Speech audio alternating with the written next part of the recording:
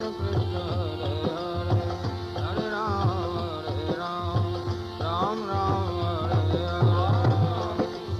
evening, everyone. Oh, we still have some music going on. Well, hold the phone for just a moment, and we're going to just fade that out.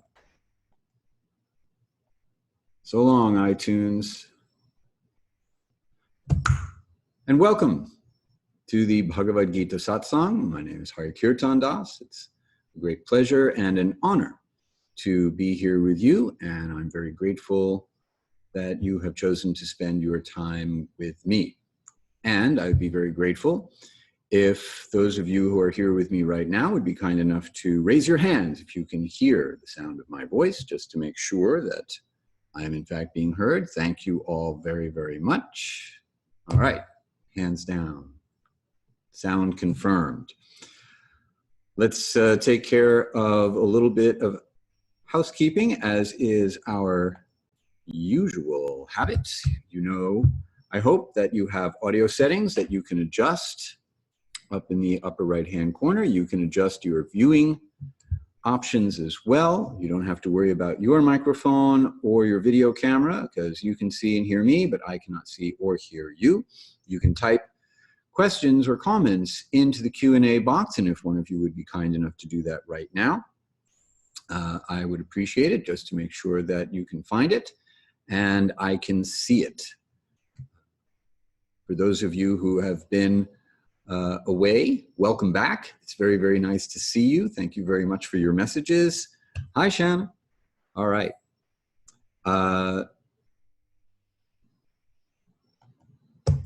Now that we have taken care of all of our technical business, let's return to the days of yesteryear, or, well, at least last week. We don't have to go all the way back to yesteryear. Last week, we looked at the results of letting go or not letting go. We spoke about how Krishna is unaffected by the actions of others. So it is not just a matter of Krishna acts and there's no karma for Krishna, but the actions of others also do not cling to Krishna in any way.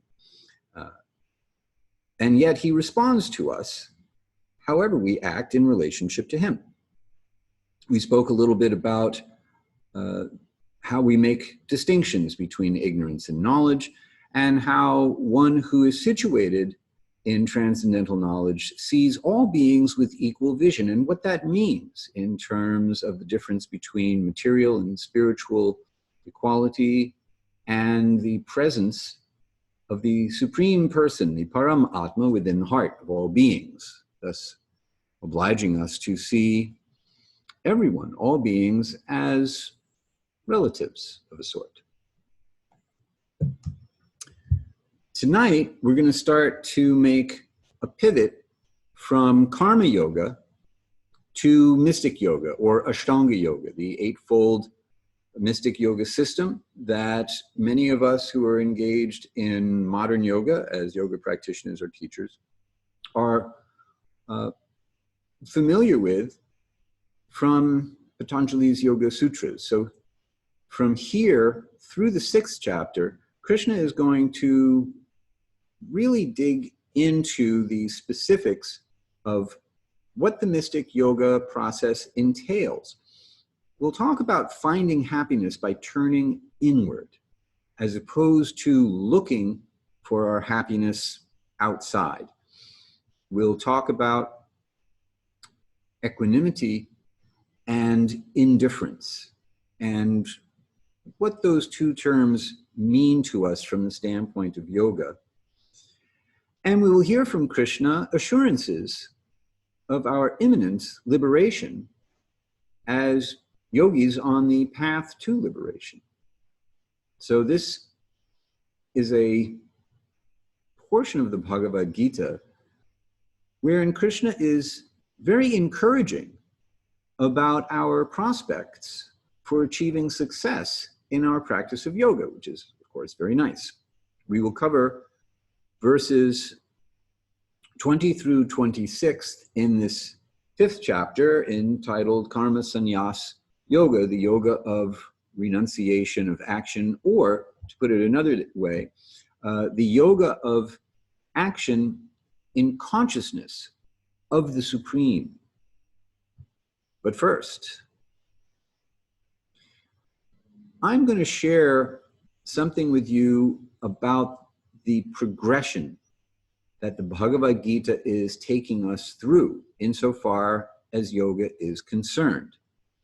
This can be thought of as a ladder. So if you're listening rather than watching, here is what the ladder looks like. The first rung of the ladder is animal life. So that's your bottom rung. And then the next rung up, human life or karma kanda.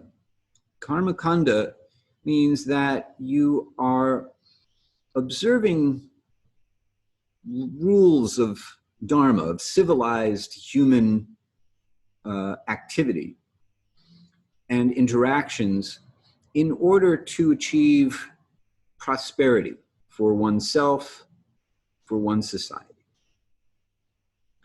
Above karma kanda, action for material enjoyment, is karma yoga. And then the next rung above that is jnana yoga, the yoga of knowledge. And these are the kinds of yoga that we have been speaking about in this 5th chapter. Now we're going to move to the next rung of the ladder, which is Ashtanga yoga, or the yoga of eightfold mysticism. And then the ladder splits. And on the one side, we have Brahman realization, realization of the impersonal aspect of the absolute truth. And then Paramatma realization, realization of the localized aspect of the Supreme Person within the heart. Above these two rungs that are side by side is Bhakti Yoga, the yoga of devotion. And then the last rung is Bhagavan realization, realization of the personal form of the Supreme Person.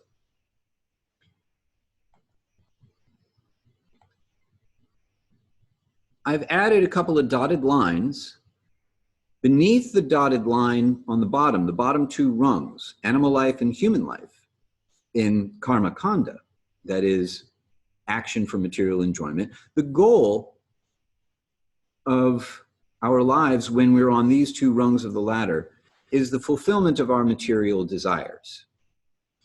Once you get to the next rung, you cross over from the realm of the pursuit of material desires to the realm of pursuing realization of transcendental knowledge.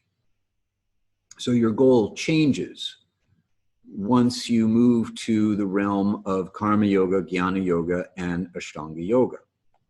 Now, there's another dotted line between ashtanga yoga and the two different kinds of realization, Brahman realization, Paramatma realization, and the rungs above. And here's why. From animal life to human life to karma, jnana, and ashtanga yoga, that's all happening within the realm of material nature. Now, the goal is transcendental knowledge, but the activity is still happening within the realm of material nature. So you can perform karma yoga, and you can be practicing detachment from the results while you still have attachment to the kind of work that you do. And then you can get to the point where you actually are detached from the results, but you're still attached to the kind of work that you do. And then maybe that progresses to the point where you do what you're supposed to do because that's just your karma, that's just your dharma, that's your duty to do it, but you're not attached to either the action or the material result. You're really only attached to making spiritual progress. And that happens when karma yoga is informed by jnana yoga. When you have knowledge and your actions are motivated by that knowledge. Then you make further progress up the ladder and closer to that crossover point beyond Ashtanga Yoga, where we find ourselves in the realm beyond material nature. So once we get to the point of Brahman realization or Paramatma realization, we're beyond the realm of material nature. That's transcendence, or the state of liberation.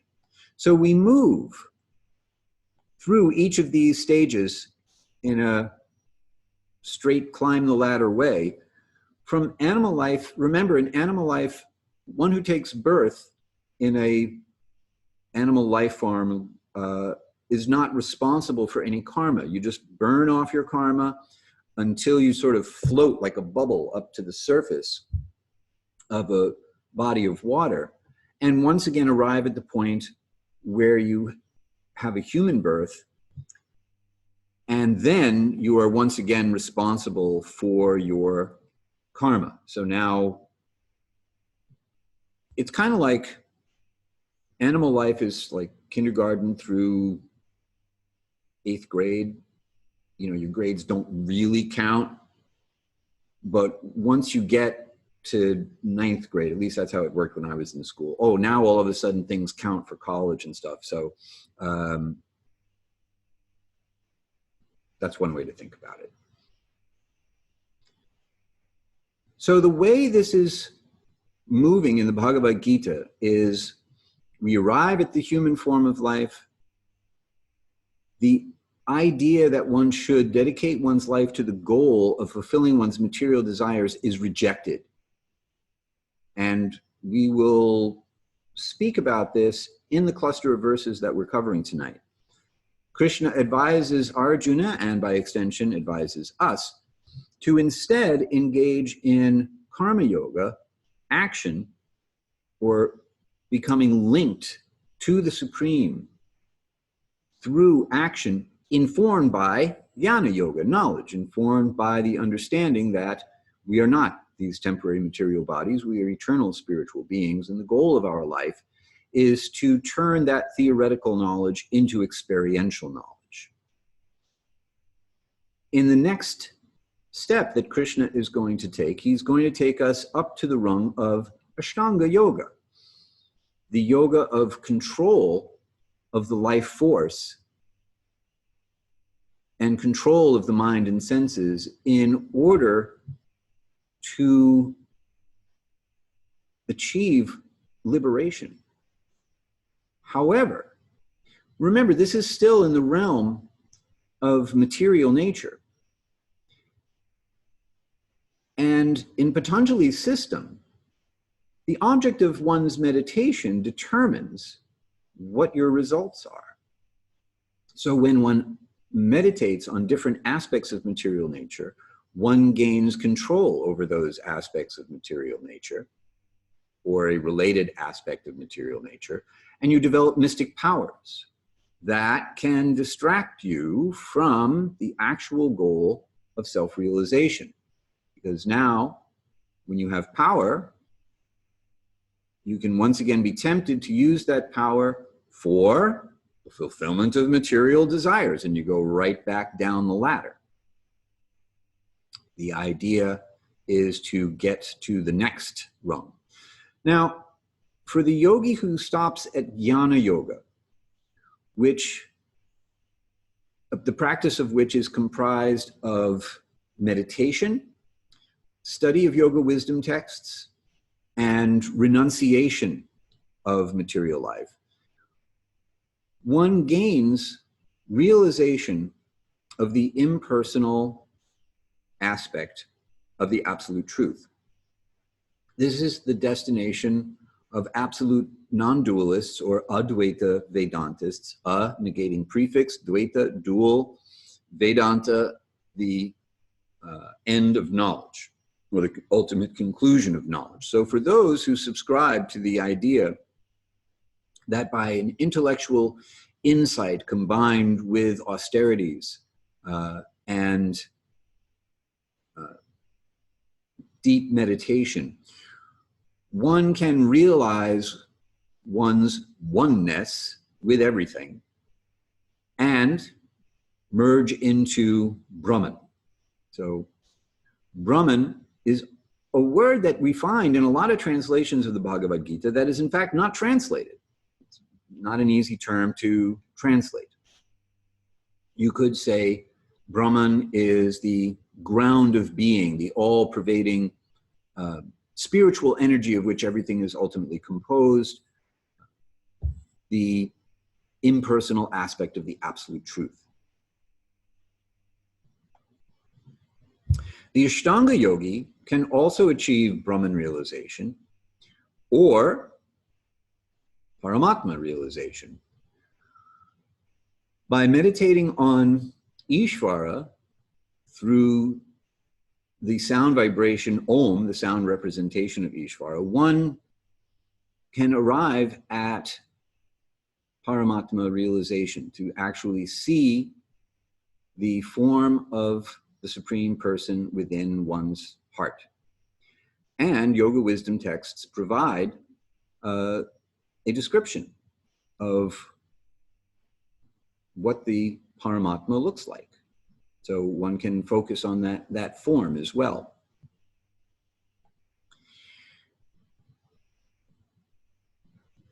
One who has achieved Paramatma realization can also achieve Brahman realization. In fact, that one is contained in the other. That is to say, Brahman realization would be a subset of Paramatma realization. And someone who has attained Brahman realization can also attain Paramatma realization. However, the Paramatma, the Supreme Person within the heart, only appears in the material world. So, what this means is that someone who achieves Brahman realization, the absolute unity of being, may get bored or lonely and seek engagement, action, and only knowing the material world, the realm of material nature as the place where action is possible, return. From Paramatma realization, one can advance further to the practice of bhakti yoga, the cultivation of love and the desire to express love through service. And that takes us up to the final rung of the ladder, which is Bhagavan realization, realization of the personal form of the Supreme Being with whom we can engage in a relationship of love expressed through the exchange of service. And that takes us all the way up the ladder. Now here's the really far out part. You don't have to climb the ladder to get to bhakti yoga. You can just engage in bhakti yoga directly. You can take the elevator up to bhakti yoga. And bhakti yoga is both the goal of all of the other yoga practices. That is to say, each of these yoga practices finds its ultimate fulfillment in bhakti. But bhakti yoga also includes all of the other forms of yoga insofar as all of the benefits are present. The realization of Paramatma, the realization of Brahman, the sense of the unity of all things, the sense of the presence of the Supreme Person within the hearts of all beings.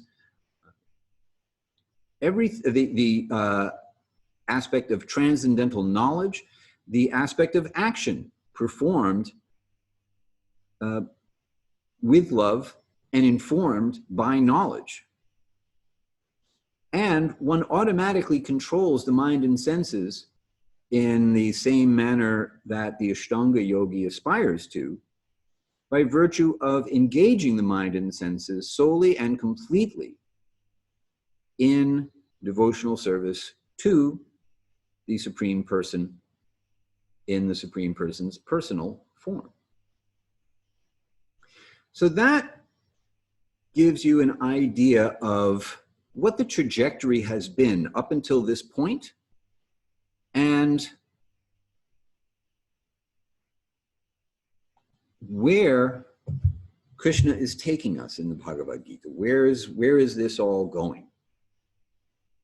And as we pivot from Karma Yoga and Jnana Yoga to Ashtanga Yoga, I thought this would be a good time to give you a map to show you what the ladder looks like, so you can see how we've gotten to the point we are at now and where we're going to go with this, where Krishna is going to take us with this.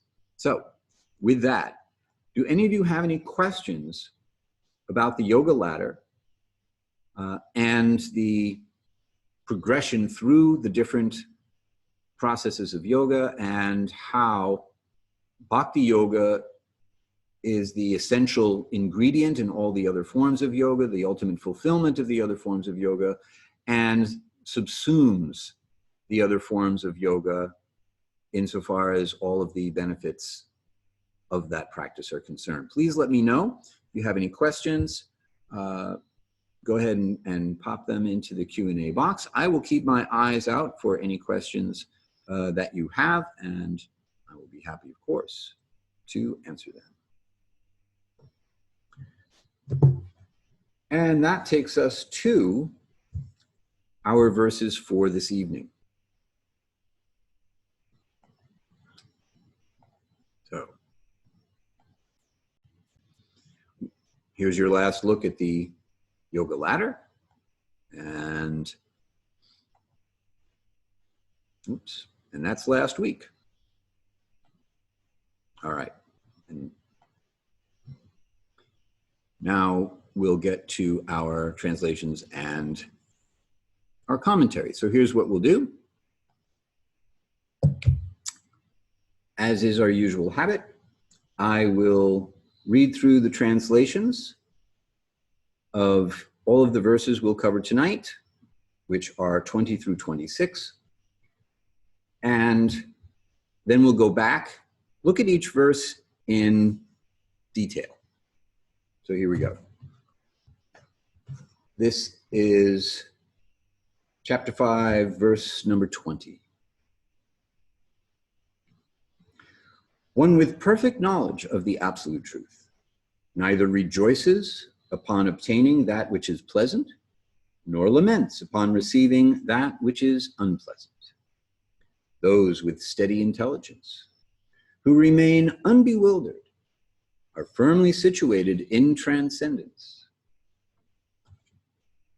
Verse 21. One who is not attracted to external sense pleasure, and who, looking inward, finds joy in the self, who is linked through yoga to the highest truth, enjoys unlimited happiness. Text 22. Pleasures that arise from contact between the material senses and the objects of sense enjoyment are actually sources of misery, O son of Kunti. For such pleasures have a beginning and an end. The wise do not find delight in them. Verse 23. Happiness comes to one who, absorbed in yoga, tolerates urges born of desire and anger for the duration of their life prior to being liberated from their present body. Verse 24. One who finds happiness within, relishes delight from within, whose light shines from within, is a perfect mystic who is liberated from the forest fire of material existence, having attained the supreme state of being. Text 25. The supreme liberation is attained by those for whom impiety has been destroyed, for whom dualities arising from doubts have been severed, whose minds are engaged in self-realization, and who live for the welfare of all living beings. Text 26. For those wise renunciates who are free from lust and anger, who are constantly endeavoring for perfection with controlled minds, and who know the true nature of the self, liberation in the Supreme is close at hand. So that's very encouraging.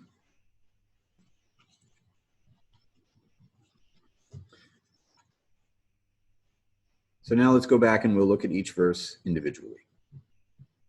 So once again, verse 20, one with perfect knowledge of the absolute truth, neither rejoices upon obtaining that which is pleasant, nor laments upon receiving that which is unpleasant.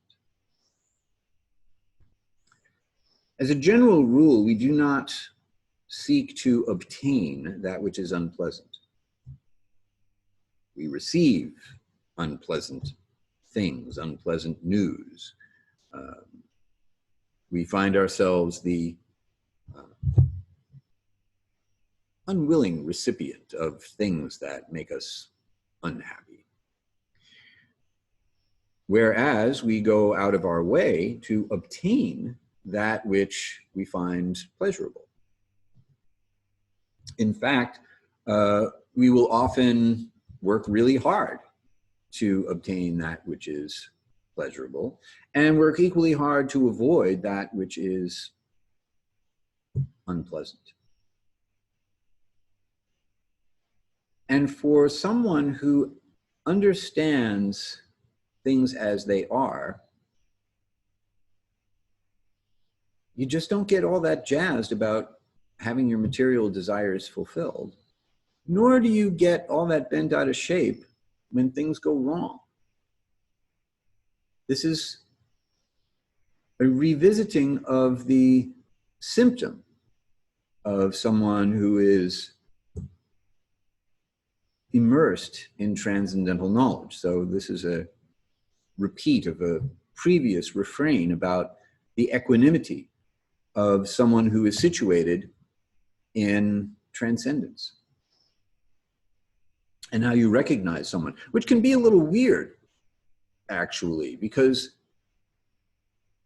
if we don't have a sense of the value of transcendental knowledge, then we might not trust somebody who doesn't get jazzed about good stuff or upset when bad things happen. We may mistake their lack of enthusiasm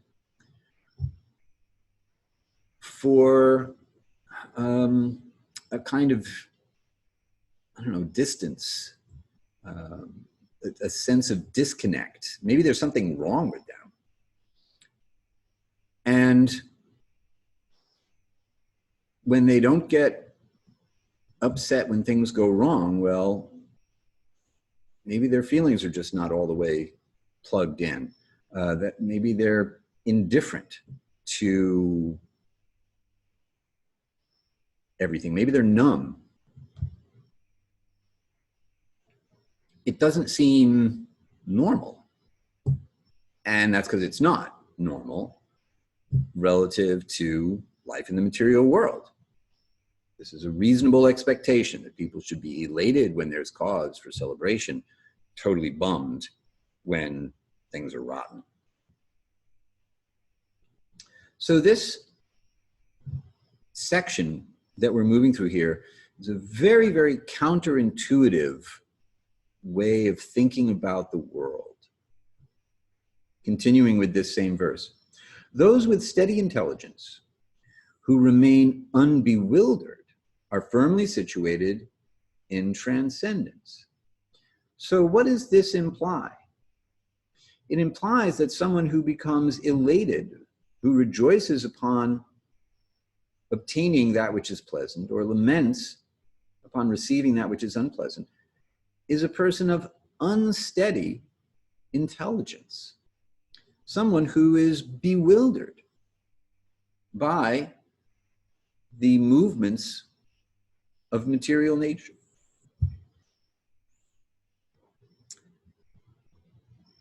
And our objective in yoga is to get unbewildered. to steady our intelligence, to remain fixed on an object of meditation, even when we are moving about and doing things. That's what the practice of karma yoga is about, making action a form of meditation, as opposed to thinking about meditation simply in terms of that's what you do when you're sitting still.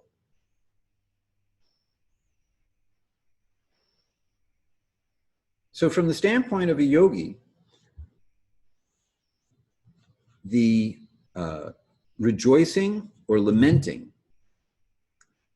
this causes for happiness or distress, are symptoms of unsteadiness and bewilderment, rather than symptoms of numbness or indifference.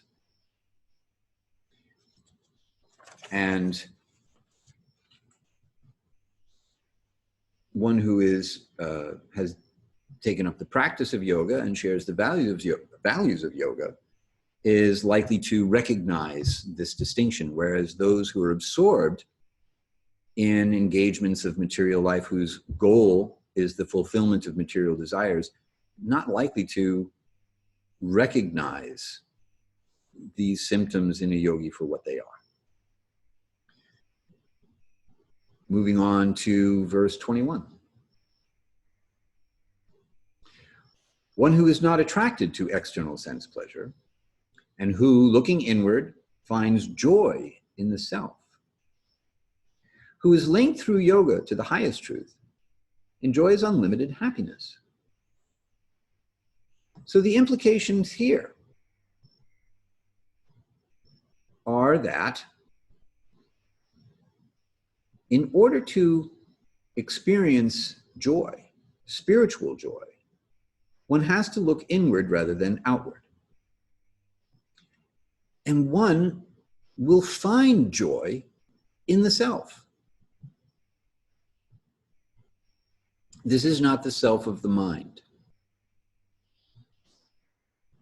Modern yoga culture, to a considerable degree, is a culture of self-care, of self-love, of cultivating a sense of value for yourself, or seeing yourself as valuable. And yeah, that's a good thing. Having a healthy sense of self-esteem is good. But if we stop there, we kind of miss the point. Because most of the time, the self that we're trying to love or see as lovable or take care of is the mind. That is to say, what the mind presents to the intelligence as being ourselves, the false ego. And the self that Krishna is referring to here is not the false ego self that the mind is busy protecting by distracting the intelligence with the task of constantly evaluating propositions about what the senses like and do not like. This is the primary activity of the mind, to engage the intelligence in such a way so that it never questions whether or not the true self is being dealt with.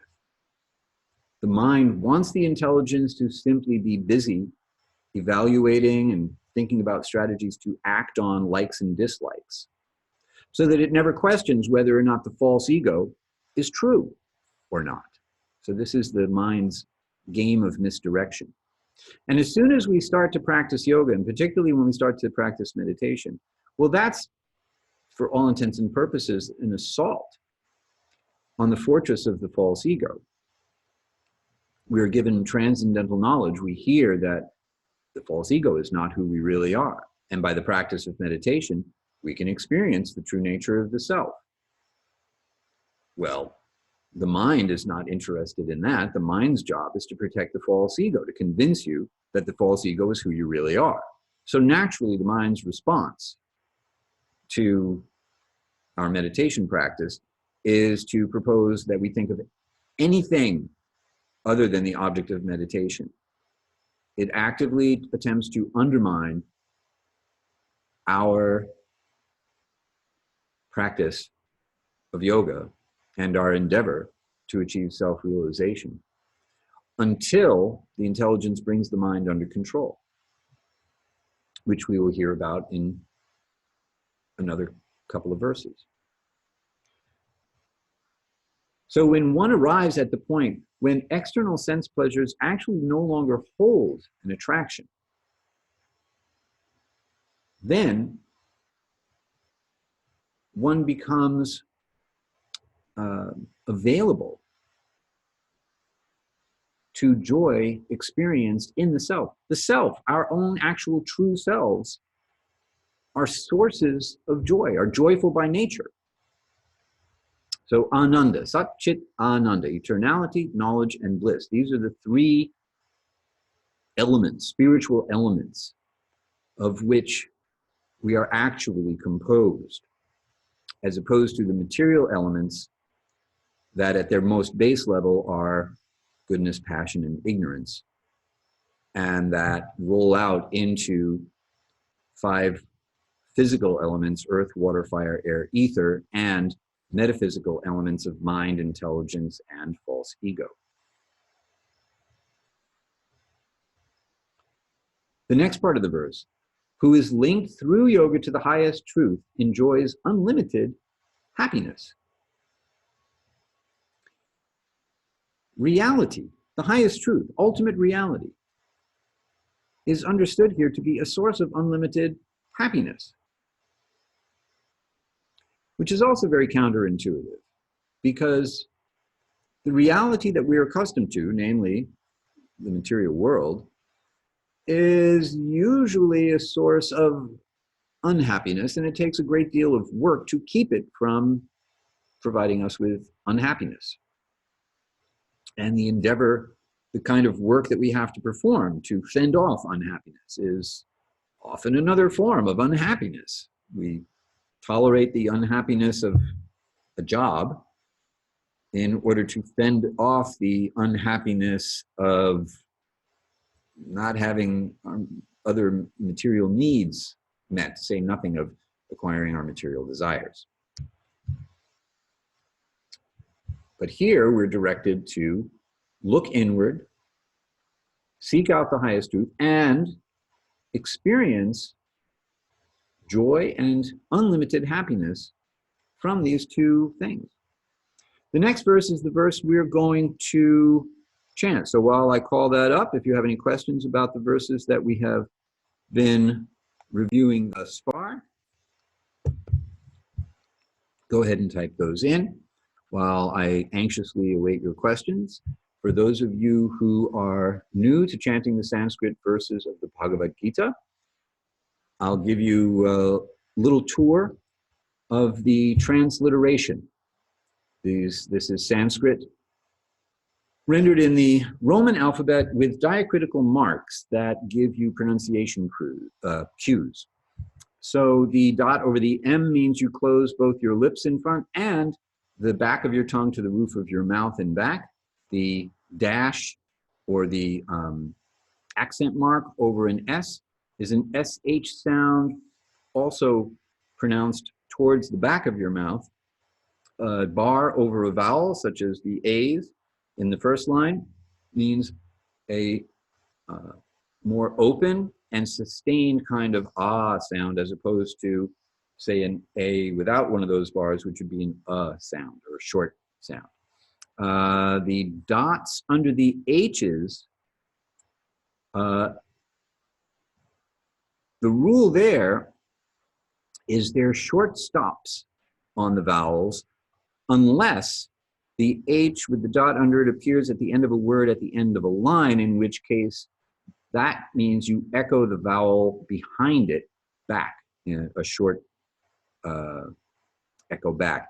And an S with a dot underneath it is an SH sound, but in the front of our mouths, the way we would normally pronounce an SH, as in she or shenanigans.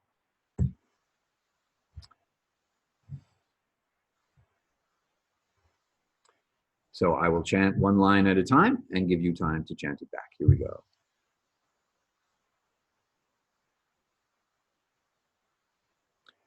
Yehi samsparshaja bhoga dukkha yonaya evate adyantavanta kaunteya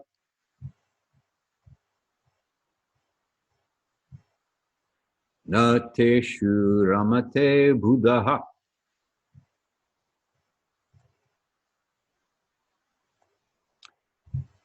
Our translation once again.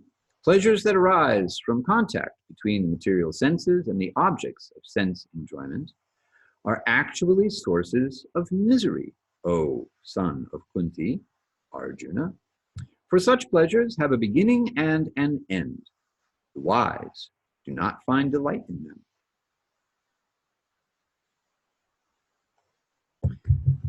This basically turns the world upside down. We think that the whole idea of life is to be happy, and that the key to happiness is to bring pleasure to the senses through food, through visual entertainment, through the sense of touch, the sense of smell, the sense of sight.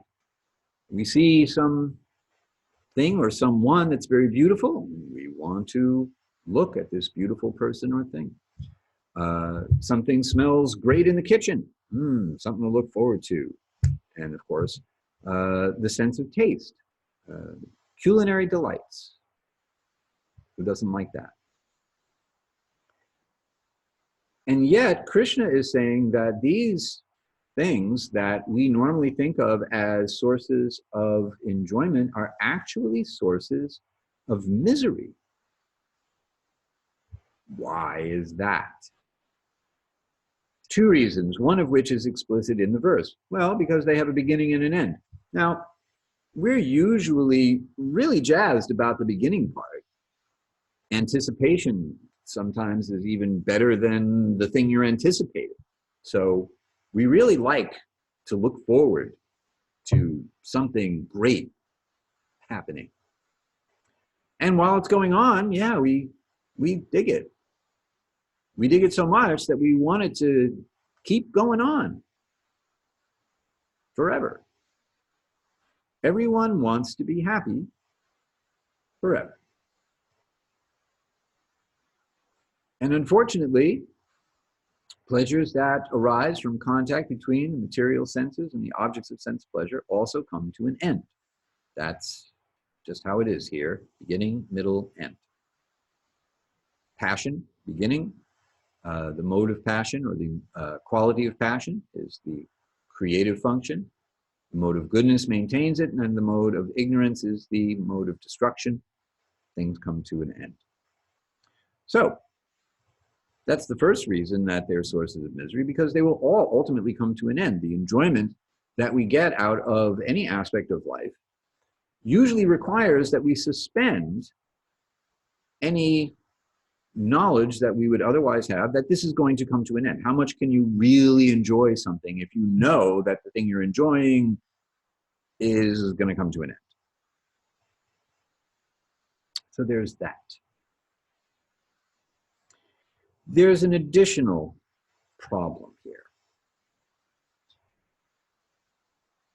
I have friends, people I know, people who come to my yoga classes, people I really like and I care about. And I see that they post stuff on Facebook and Instagram, on social media. And there's a phrase that I see that I see often enough that I guess it's a thing with people of a younger generation. The phrase is living our best life. And I see that, and I'm happy that they're happy for the moment, but it also makes me sad because I know that this is temporary. And that living our best life, or living one's best life in that sense, is really a way of living one's life to ensure that one will become unhappy. Now, here's the other thing that happens. Not only are material sense enjoyments temporary, but by repeatedly indulging in them and finding our temporary pleasure or happiness in sense pleasure, it makes us numb to spiritual happiness. It precludes the possibility of experiencing the joy of the self and the unlimited happiness of the highest truth. And the way it does it is by reinforcing our sense of identity with this material body, which is what a coherent organization of senses is. So we think, I'm happy, I'm enjoying myself, my senses are pleased, this is happening to me. And then when things go wrong, we also think this is happening to me. My body gets sick, I am diseased. My body gets old, I get old. My body dies, I cease to exist, because everything is invested in this temporary material body. And you really have to make a choice, because as our engagement in the pursuit of our material desires goes up, our enthusiasm and capacity for spiritual experience goes down. As our enthusiasm and our capacity for spiritual experience goes up, our interest and the amount of pleasure we really take in material life goes down. It's one or the other. What doesn't happen is this: they don't both go up at the same time. So you can't have it both ways. The taste for spiritual experience, the price for developing a taste for spiritual experience is gradual renunciation of the pursuit of happiness through material experience. Hence, this chapter is about how to become a renunciate.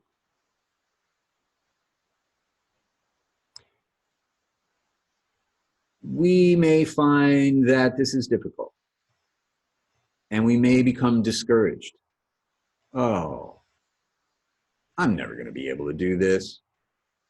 I have so many material attachments. I would like to become a spiritual person. The whole idea of self-realization sounds great. But I'm so far from that state of being, even feeling motivated to be that way. That's just never going to happen. Well, take heart.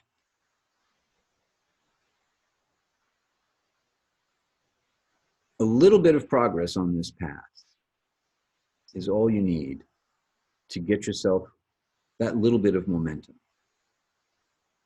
And if one continues without allowing oneself to feel discouraged and letting that sense of low self-esteem now because you're not a spiritual enough person get the better of you, if one simply continues to make an effort, a good faith effort, try the best you can,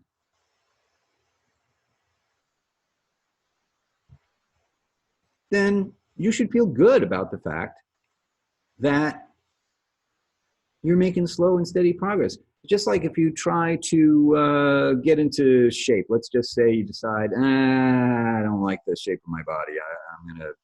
I'm gonna change my diet and get more exercise. Well, it's not like the next week you see a big difference. But if you keep it up in a year, you'll notice a very big difference. And a year is not that much time. So yoga is also like that. Steady practice, reminding yourself that you're on the right path. Just make slow and steady, incremental progress, but steady progress. The only way you fail is by giving up. Then eventually you will notice, oh, I've been practicing for a while and I can actually feel that I'm in a different space than I was before. Not only that, you can get help. That's why bhakti yoga, as we discussed in the yoga ladder, is the consummation of the other practices of yoga, but also includes them and subsumes them. And it's something you can go directly to without having to move up each rung of the ladder before you get to bhakti yoga. You can practice bhakti yoga, devotional service to the Supreme Person, immediately. And you can get help, divine intervention.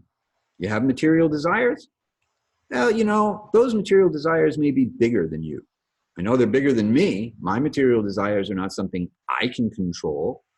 I am not the controller of my mind. I am not the controller of my senses. I am not the controller of material nature. But Krishna is. And so, in the course of my practice of making what I do an offering to the Supreme Person, I can request a benediction. That benediction being, please remove all the material obstacles to my path of self-realization so that I can experience a relationship with you on a transcendental level. So it's not, in bhakti yoga, we don't just pull ourselves up by our own bootstraps. We appeal to the Supreme Person for help. Whereas in the other forms of yoga, there's more of your own effort involved. What makes bhakti yoga so powerful is that the most powerful person who could possibly be involved in helping you in your spiritual life is right there waiting for you to ask for help.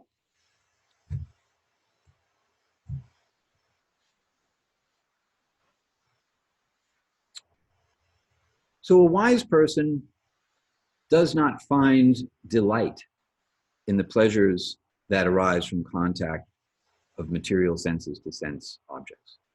A wise person understands that for what it is and gradually lets go of that habit of looking for happiness in that way. Time is a little short. That was really the key verse within this cluster. I'm going to go through the rest of them. If you have any questions, go ahead and put them in the Q&A box, but I'll just finish out with a few comments on each of these other verses. 23, happiness comes to one who, absorbed in yoga, tolerates urges born of desire and anger for the duration of their life prior to being liberated from their present body. So in the chanting of the Hare Krishna mantra, there's a set of instructions that we are given by Sri Chaitanya, who is the medieval saint and for some understood to be an incarnation of Krishna himself. He gives instructions on mantra meditation, and specifically the chanting of the Hare Krishna mantra, if one is appealing to Krishna, that one should learn how to be as tolerant or more tolerant than a tree. And the most difficult thing to tolerate is not heat or rain or snow or cold. It's the mind and senses. So learning to tolerate the demands of the mind and senses is where we begin the practice of mystic yoga. Without control of the mind and senses, nothing happens. The next text. One who finds happiness within, relishes delight from within, whose light shines from within. I really like that. Is a perfect mystic who is liberated from the forest fire of material existence. This translates the phrase Brahma Nirvana. That is to say, Nirvana means forest. So nir means no forest. And the implication here is that the reason you want to get out of the forest is because it's on fire, which is to say everything comes to an end. Brahman is the state that one resides in when one is liberated. That is to say, spiritual consciousness. Having attained that supreme state of being, one is liberated. And liberation, that is to say, escaping from a forest fire, is certainly a happier state than being in the middle of one. Text 25, the supreme liberation is attained for those for whom impiety, that is to say, bad karma, has been destroyed, for whom dualities arising from doubts have been severed. This echoes a previous verse at the end of the 4th chapter, where Krishna suggests to Arjuna that all of the doubts that have arisen due to ignorance should be slashed, should be severed, should be cut. Whose minds are engaged in self-realization, that is to say, dedicated, one who is dedicated to the project of self-realization, whose mind is focused on that as the overarching objective in one's life, whatever else one may be doing. And who live for the welfare of all living beings. Now, this is really important because the implication here is that you don't just turn your back on the world. You have a reason for being in the world.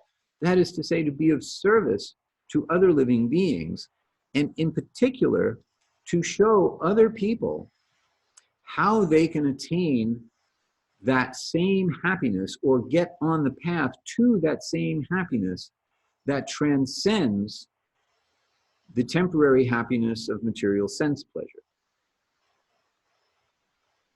This is ultimately the greatest welfare work, to awaken one to the idea that there is something beyond this temporary material world and the frustrations one finds therein.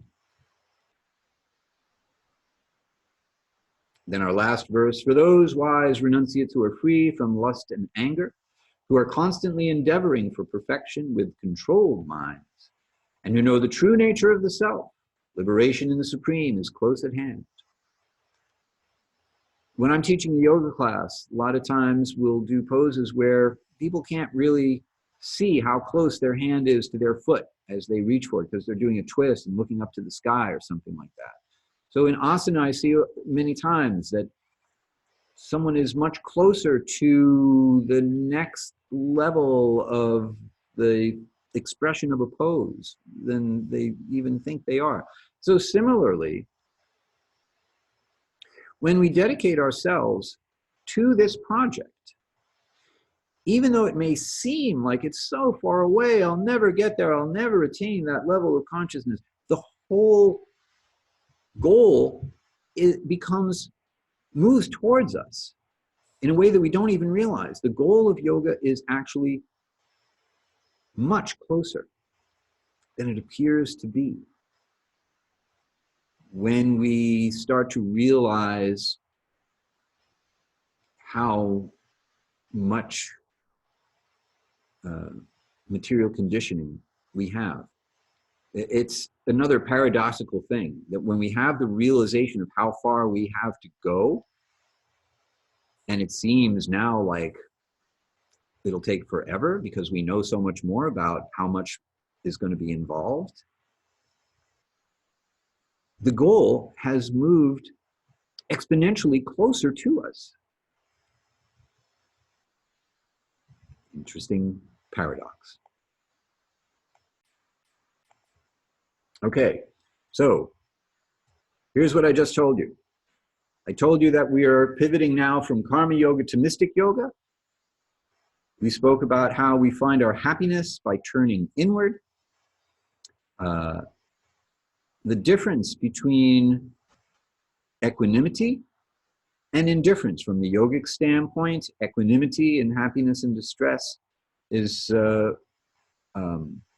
very different from the appearance of indifference or numbness that one absorbed in material consciousness might think of it as being.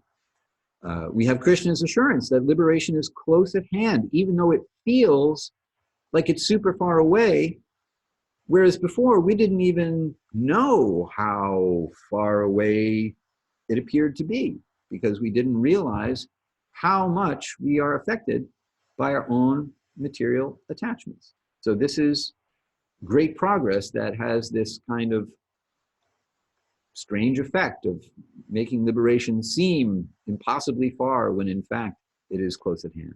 We've covered verses 20 and 26 from chapter 5. Last call for questions. If you have any questions or comments about the verses that we've just covered, then you can pop them in the box now. I'll be happy to stick around for a few minutes to answer them, or save them, send them to me at hari@hari-kirtan.com. In just a few weeks, about 5 weeks from now, I'm going to be back at Saul Yoga for a Bhagavad Gita immersion weekend.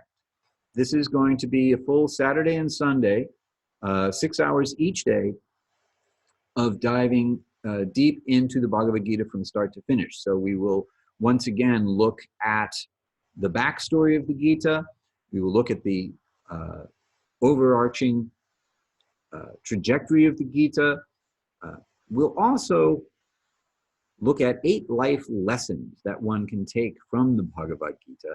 And if you're the kind of person who really likes to skip right to the end of a book, this workshop immersion weekend is for you.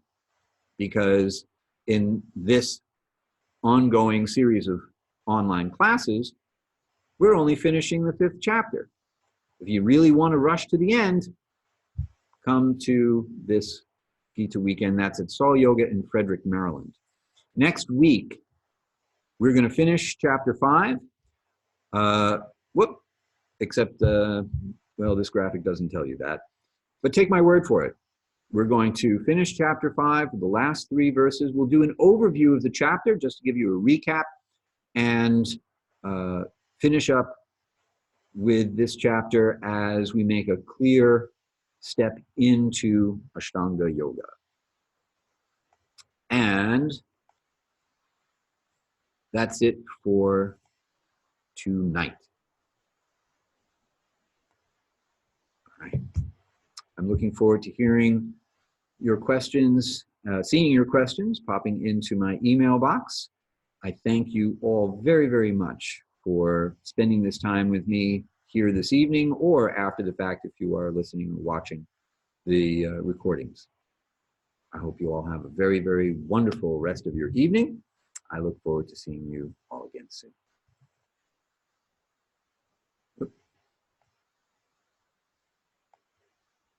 All right, good night.